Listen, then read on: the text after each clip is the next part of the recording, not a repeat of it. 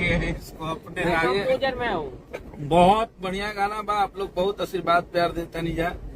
और number 1 music और number 1 YouTube दोनों पूर्ण रूप से भारी बहुमत से हमारे हिट मशीन ट्रेंडिंग स्टार ने उसको कब्जा कर लिया है। इससे पहले एक बॉलीवुड का लाल परी गाना चल रहा था, उस गाने को हटा के 2 नंबर पे यूट्यूब ने किया है और 1 नंबर पे हमारे नथुनिया 2 को किया गया है। तो ये हमारे लिए भोजपुरी के लिए बहुत बड़ी चीज है, बहुत गर्व की बातें हैं। और ऐसा ही अब मेहनत अब एक से एक वीआईपी माल आप लोग के बीच में आवत रही और आप लोग के स्नेह आशीर्वाद मिलत रहो। हमनी के मेहनत जारी बा।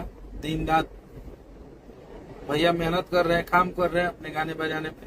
तो बस आप सब ऐसे ही आम भइल छोटे गोरुई ना जियब उनका बिना आजे बुझाइल बा, ताकि सारा गाना रिलीज भइल बा और सब के सब गाना आज आम भइल छोटे गोरी भी 10 मिलियन व्यूज क्रॉस कर गए।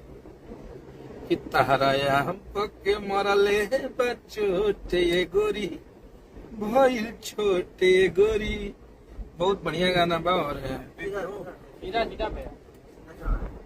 तो बस आप सब ऐसे ही प्यार आशीर्वाद मोहब्बत बना के रखिए। हम लोग का मेहनत जारी है और 1 नंबर पे म्यूजिक यूट्यूब पे गाना ट्रेंड कर रहा है। सारे गाना हम भोजपुरी से गाना रिलीज भइल बा। आप लोग भर भर के प्यार देता नहीं है।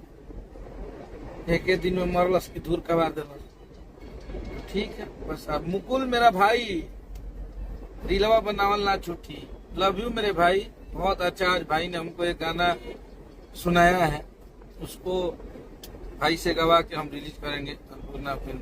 बहुत अच्छा हमारे बक्सर जिला के बक्सर शहर के हमारा छोट भाई मुकुल खूब तरक्की कर, खूब आगे बढ़ा, हमनी के शुभकामना करें। चलिए आप लोग ख्याल रखिए अपना।